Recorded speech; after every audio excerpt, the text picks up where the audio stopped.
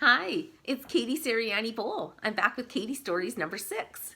I'm reading from Simply Women, a beautiful compilation, 30 women from all around the world telling their stories of overcoming the odds. And yay, I'm kind of smack in the middle there. And I've been telling mine now.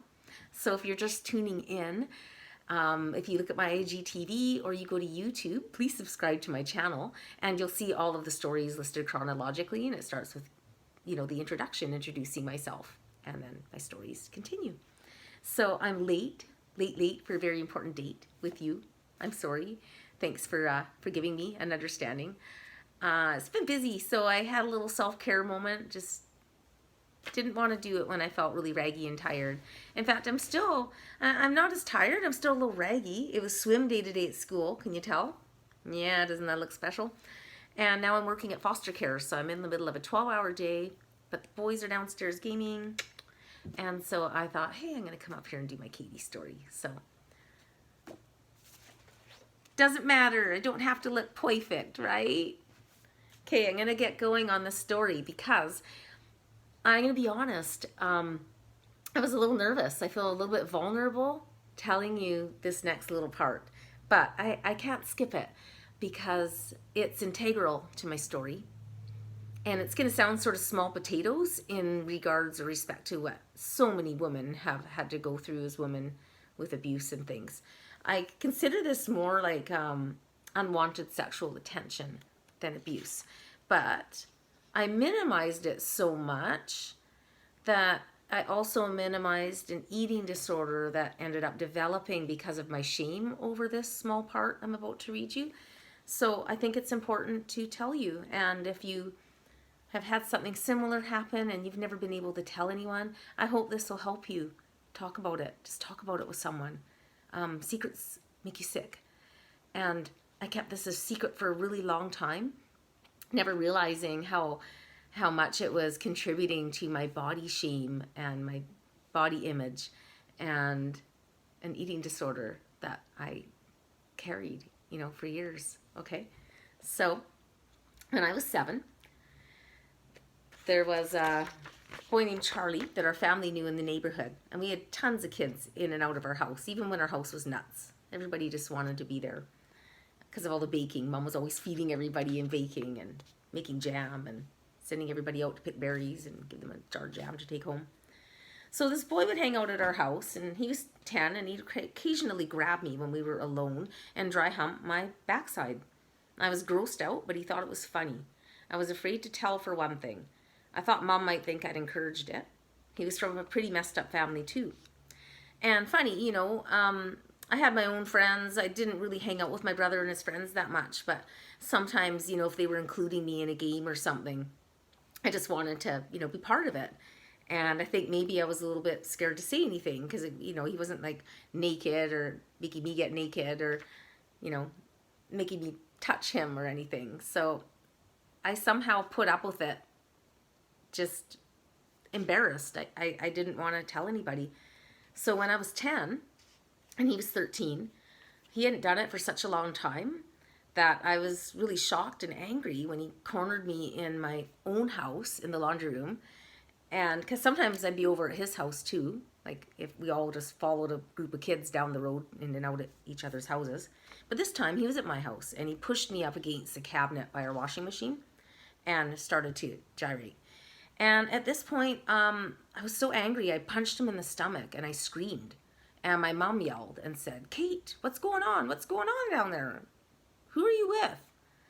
And I said, "Oh, that Charlie just pinched me." And then I just looked at him and I just came right up to him like this. And I just grabbed his shirt and I said, "I'm done. If you ever touch me again, you lay one finger on me, I'm going to tell my dad and he'll fucking kill you." And I did. I'm not kidding. I was 10 years old. Believe me, I was already smoking and swearing and fighting by age 8, right? So it wasn't uncommon for me to speak that way in our rough and tumble neighborhood and home. And it seemed to work. I saw the fear in his eyes, and he never bothered me again. And I'm happy to say that when I was in my 30s, I had a chance to talk to him, and I did. I brought that up. And he was really embarrassed. And I just stayed calm with it, and I forgave him, and I let him know I'm forgiving you because we were kids, and I'm assuming maybe that something had happened to him, and that he was acting out on me. So, but I let him know that I didn't let him get away without knowing that, you know, that was so demeaning and humiliating for me as a kid, that I had an eating disorder for years that I'm dealing with now. So I hope you're not doing that to anybody else now that you're growing up, because you're gonna really like fuck them up for life. So anyway, I guess, yeah, that's it. So in the book I mentioned, and this is so true in life, it's funny that I feel this made me more feisty and stand up to others even more. And before I start reading again about my brother Danny, we're going to flip back to Danny now, the one that did the acid. Not Freddie, the one that's 3 years older than me. But before I do, when my brother Danny, when I was in grade 7, Danny was in and out of the psych wards and in mental institutions. And a friend of his also had done drugs and had mental illness come on. And he was this really big, tall guy. He was like 6'5". What was his name now? Murray Matthews. And I was 12 years old, just kind of starting to, you know, blossom and bud into, you know, this, my beauty, right? 12 years old, my dark hair. And he knocked on the door and there was nobody home. And so I was just feeling, you know, just coming of age, right? Turning 12, like, oh, hi, nobody's home. Did you want to come in? You know, I invited him in, and he sat down on the chair and I sat on the couch. And I knew that he had just been released from the mental hospital. And so I was just being polite and asking how he was. And all of a sudden, he just looked at me and said, Katie, you're turning into a very beautiful young lady. And I said, oh, thank you. And he said, I would very much like to make love with you right now. And I just kind of looked at him and said, I don't think it's appropriate the way you're talking to me. My mom and dad would not like that at all. Like, they wouldn't be very happy if they knew that you were talking to me that way. And he just went, oh, okay, I'm sorry. And I just stood up and said, yeah, you know what? So you need to go. You need to go. And I walked him to the door and he left. And holy, I slammed that door and locked it. You know, my heart was beating. So I definitely feel that, you know, hey, someone above was watching out for me. I believe that maybe the incident with Charlie perhaps just helped steel me for maybe that there was going to be other things to come, other energy, you know, to try and invade.